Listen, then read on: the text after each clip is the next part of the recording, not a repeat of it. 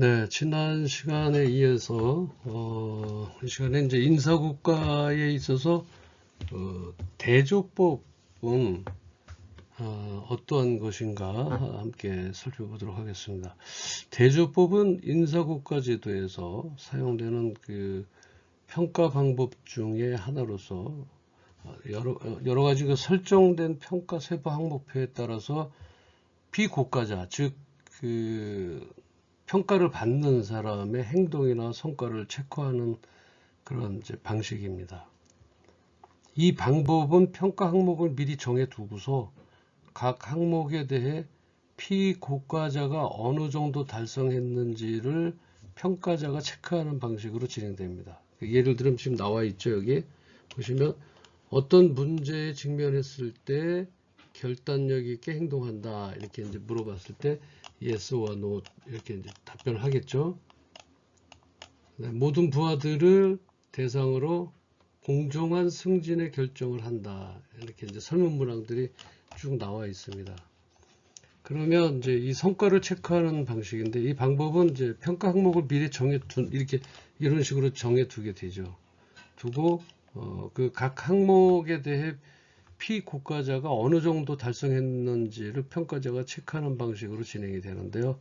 이제 체크하는 방식으로 그 대조법은 주로 이제 피고가자의 행동을 우수 또는 평균 혹은 또 평균 이하, 그러니까 우수 제일 좋은 거, 그다음에 평균, 그다음에 평균 이하로 규정해서 평가하는 데 사용이 됩니다. 이제 그 대조법의 장점은 평가 기준이 명확하게 설정이 되어 있어요. yes냐 no냐 할 정도까지.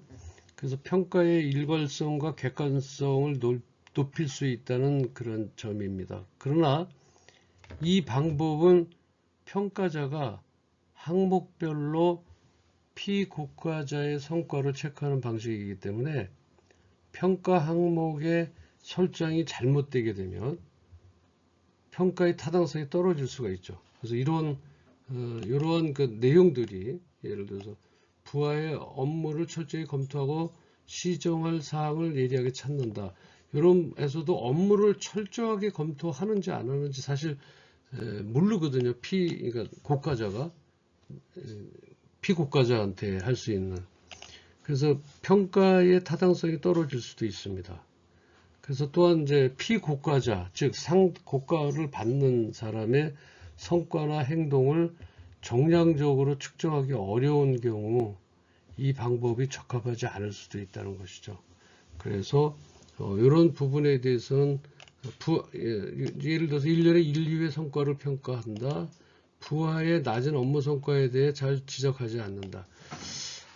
여기 보면 이제 어떤 정량적 평가가 나와야 되겠죠. 낮은 것은 얼마부터 얼마다 이렇게 나와줘야 되는데 그게 낮은 업무 성과다 그러면은 어떤 기준점이 없죠. 그래서 정량적, 즉 어떤 수치로 이렇게 정해져 있는 것이 아니라 그냥 어떤 뭐 우리가 정성적이라 그럴까요? 내가 그것을 느꼈을 때 저거는 업무 성과로 해서 낮다, 높다가 어떤 이제 고가자, 즉 그것을 평가하는 사람에 대한 어떤 것에 대해서 서로 각각 다를 수가 있어서 그래서 피고가자의 성과나 행동을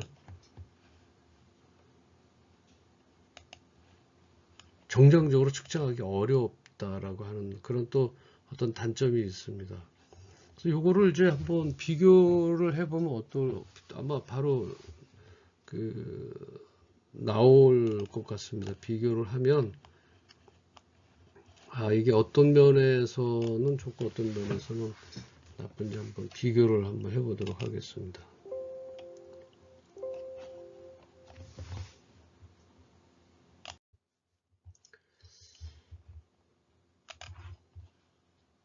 이게 대조법의 특징하고 그다음에 순위법 성적을 우선으로 하고 요건 대조법 아까처럼 정해진 형식에 의해서 그것을 나타내는 그러한 경우에는 어떻게 이루어지는지 한번 보도록 하겠습니다. 피고가자의 행동이나 성과를 사전에 설정된 평가 항목에 따라 체크하는 방법. 아까 좀 전에 말씀드렸습니다. yes와 not로 이렇게 이제 질문을 했을 때 정량적인 그 어떤 기준점이 없기 때문에 곡과자의 어떤 성격이나 또 곡과자의 성향에 따라서 그 정량적인 평가가 다른 사람에 의해서 달라질 수가 있다라고 하는 것이죠. 그래서 각 항목에 대해 피곡과자가 어느 정도 달성했는지를 평가자가 체크해야 됩니다. 이에 반해서 순위법은 어때요? 피곡과자들을 근무 성적이나 능력에 따라 비교해서 순위를 매기는 방식인데, 이런 피곡과자들 간의 상대적인 위치를 평가하는데 중점을 둡니다. 그러니까 이게 요거하고 이제 대조법하고 성적순위법에 대해서는 바로 이해가 되시죠? 이건 뭐 기존에 덜 대여져 있는 것이고, 이거는 상대적인 위치를 평가하는데 중점을 두기 때문에 요거는 기존에 되어 있는 거고요. 요건 서로 이제 상대적 평가라고 할 수 있겠죠, 그죠? 상대적 평가. 장점으로 보면은 평가 기준이 명확하죠.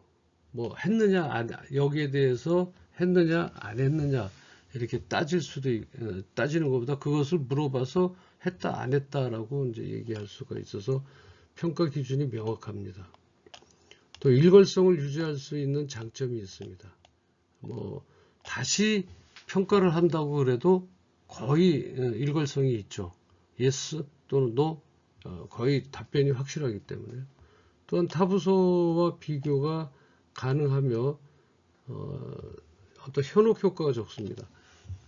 어떤 정성적 평가보다 정량적 평가로 되어 있기 때문에 정성적 평가이지만 미리 그것이 다 정해져 있는 폼에 의해서 하는 거기 때문에 일관성이 있고요. 반면에 이제 성적순위법은 도입과 실시가 용이합니다. 그 다음에 비용이 적게 들고요. 실무적으로 가장 효과적이라는 평가를 많이 받습니다. 이러한 순위법으로 하는 이런 장점이 있고, 단점은 모든 행동을 포괄할 수 있는 행동 견본을 선택하기 어려우며 점수화 절차가 복잡할 수 있다. 그렇죠, 그죠? 그래도 근로자의 수가 너무 많거나 적으면 순위의 의미가 없어질 수 있으며 동일 직무 외에는 적용하기 어렵습니다. 또한 구체적인 기준이 모호할 수 있습니다. 그래서 이런 순위법이나 이런 데는 이제 작은 회사, 그러니까 소기업들, 그래서 실시할 수가 있고요.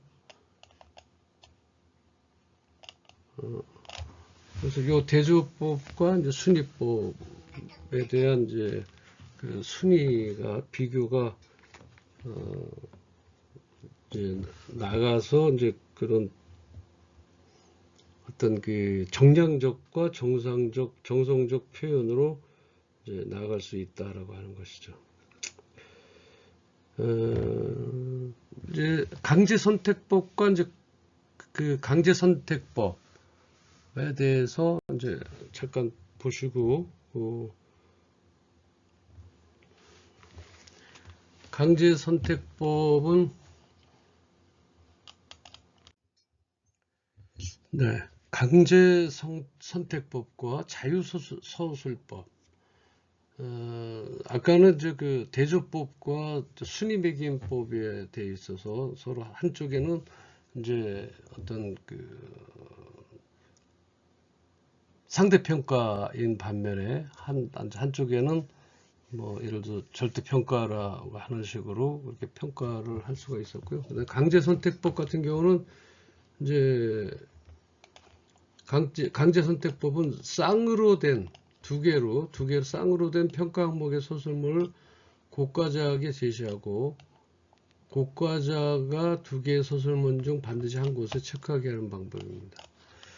강제선택법은 인사고과 방법 중에 하나로서 아주 좀 특이한 특징을 가집니다.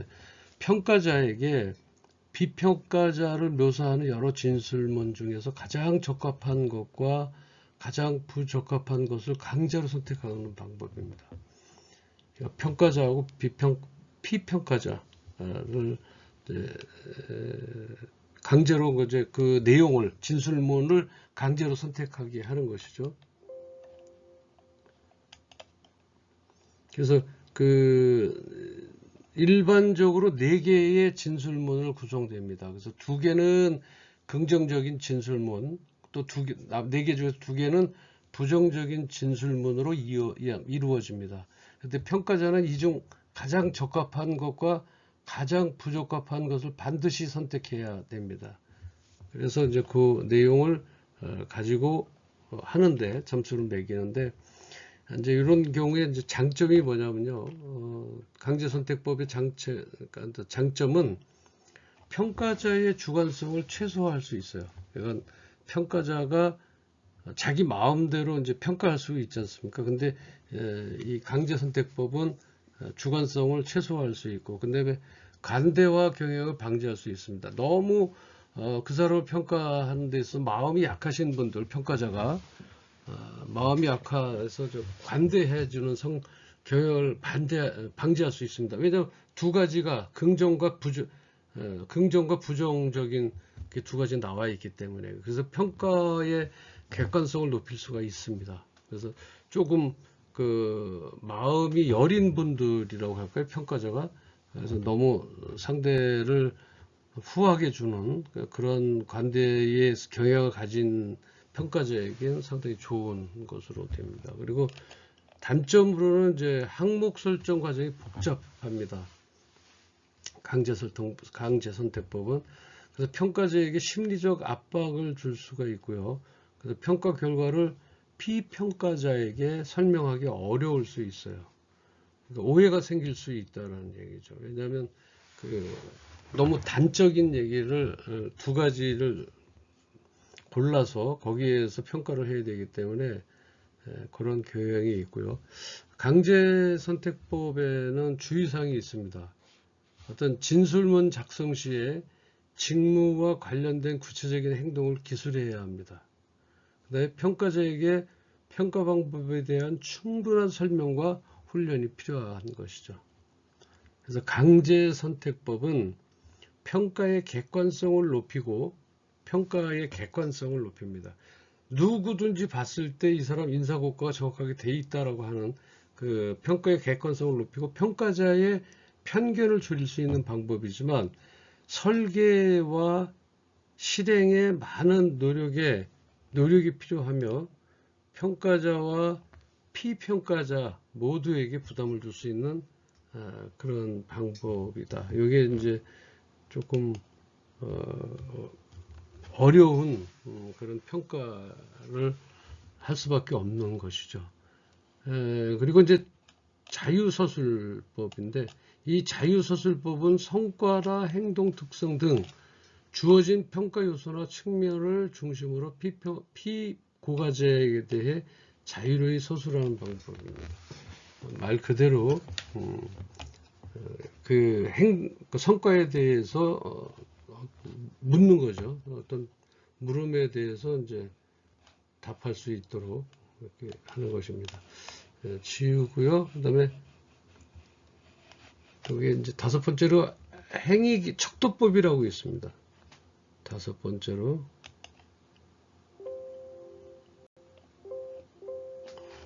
이게 안 넘어가네요.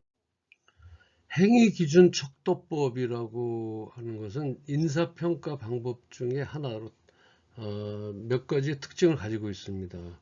행위기준 척도법을 정의한다면 직무와 관련된 구체적인 행동을 기준으로 평가하는 방법입니다. 그러니까 어떤 그 포괄적인 것이 아니라 그 전문성에 대해서 그것을 기준으로 평가하는 방법인데요.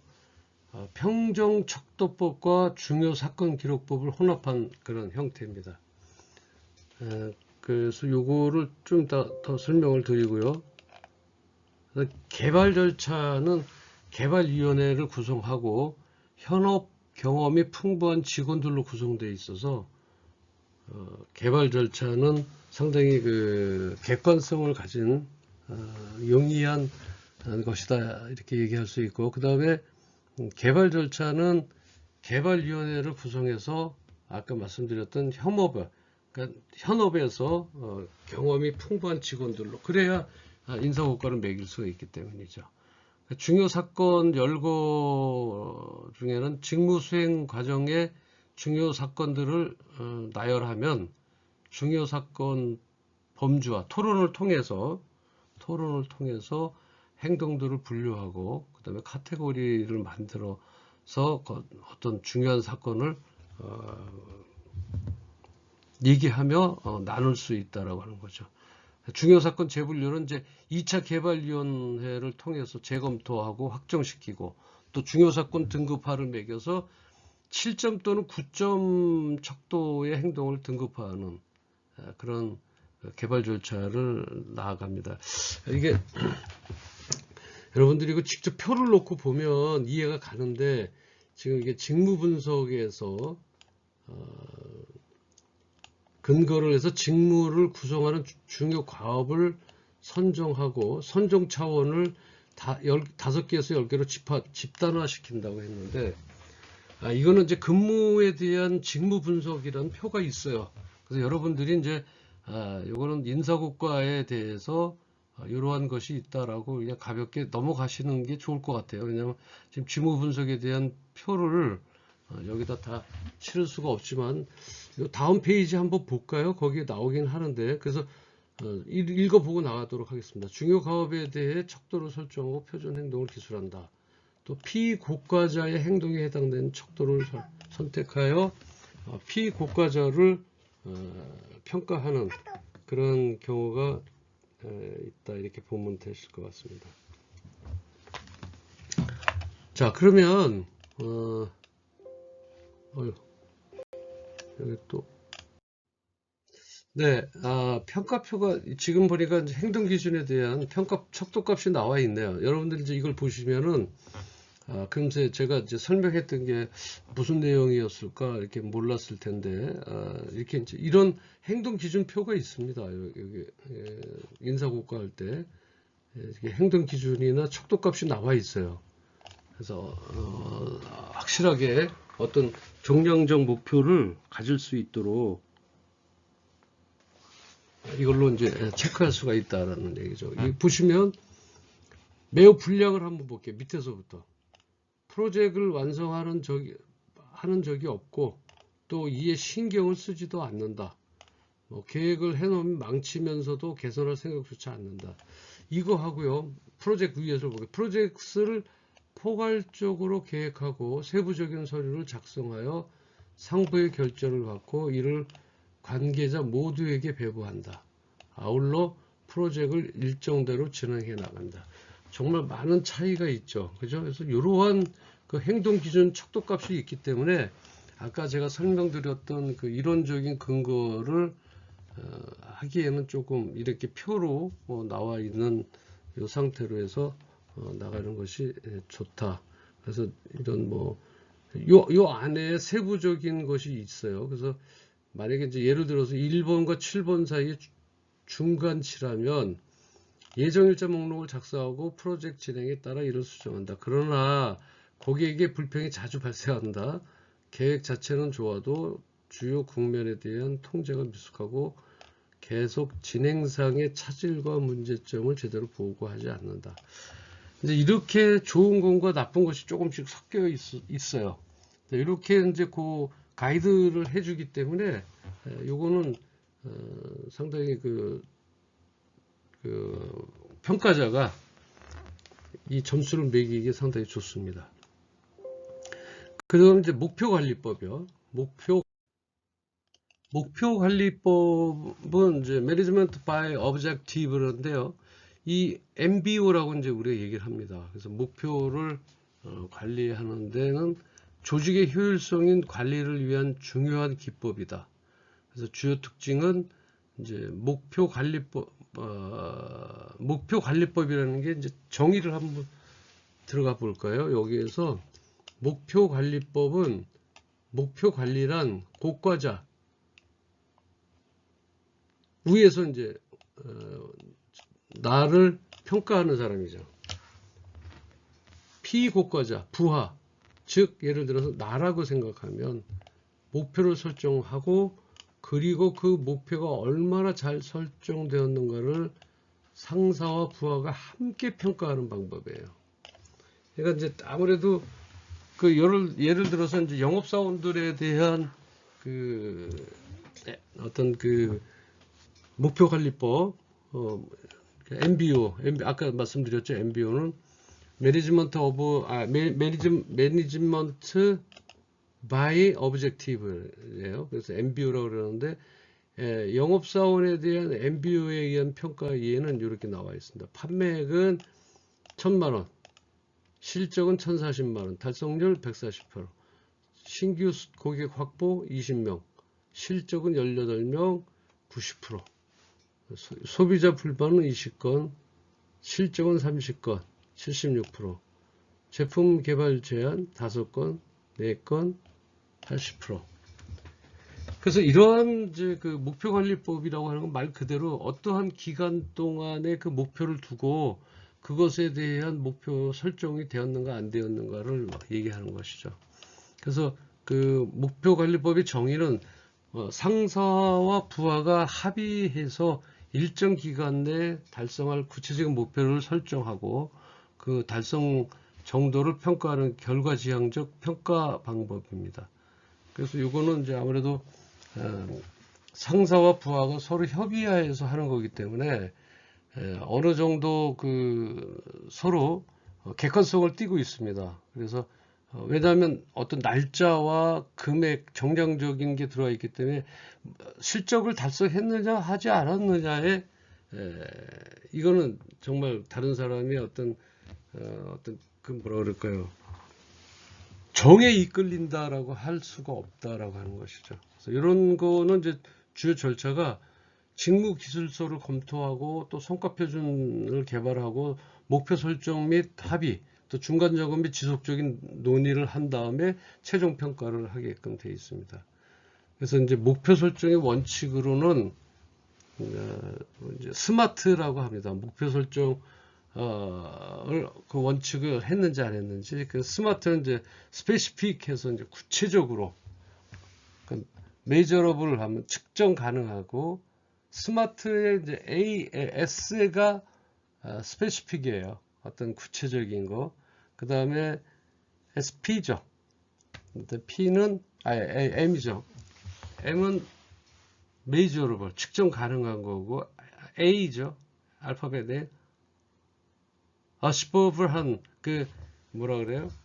달성 가능한 거. 그게 이제 A이고, R은 result oriented, 그래서 결과지향적인. 그 다음에 T, smart에서 T는 time bound라고 해서 기한을 설정한다. 자, 구체적으로 어떤 것을 짜서 기한을 설정하고 그것을 정량적으로 판단할 수 있어야 돼요. 내가 이렇게 예를 들어서 판매액을 1,000만 원을 하기로 했으면 구체적인 거죠. 금액적으로. 근데 그러지 않고 기간 목표 동안 상승시키겠다. 뭐 볼륨 마켓 볼륨을 넓히겠다. 이거는 메이저러블한 게 아니죠. 측정이 불가능하죠. 왜냐하면 얼마를 해야 그게 메이저블을 해서 그러니까 기간 목표가 얼마를 정했었을 때 그게 제3자가 객관성을 가지고 측정 가능한 건지, 이런 것들이 이제 그 목표 설정의 원칙이고요. 목표 관리법의 이제 좋은 점은 뭐냐면 조직과 개인의 목표가 연계가 강화돼요. 그래서 상사와 부하가 함께 이것을 1,000만 원의 목표를 두고 우리가 한번 띄워봅시다 얘기했었을 때 개인의 목표의 연계가 강화되고 구성원의 참여와 동기부여가 증진된다. 야, 우리 한번 으쌰으쌰 해볼까 라고 해서 그런 것들을 함께 나눠 가질 수 있다는 거죠. 그 다음에 객관적이고 공정한 평가가 가능하다. 눈에 보이니까요. 의사소통이 활성화되어 있다. 이렇게 알 수가 있습니다. 단점으로 우리가 꼭 목표관리법 단점을 본다면 목표 설정과 평가에 많은 시간과 노력이 소요되고요. 단기적 성과에 치중할 우려가 있고, 비계량적 목표 설정에 어려움이 있다. 이렇게 어떤 단점을 얘기할 수가 있고, 근데 이제 이 목표관리법은요, 조직 구성원의 참여를 통해서 목표를 설정하고, 그 다음에 달성해 나가는 과정에서 조직의 효율성을 높이는 중요한 관리 기법이라고 저는 생각을 합니다. 그렇지만 이제 효과적인 운영을 위해서는 적절한 목표 설정과 지속적인 피드백, 그 다음에 공정한 평가가 필수적이지 않나 이렇게 생각을 합니다.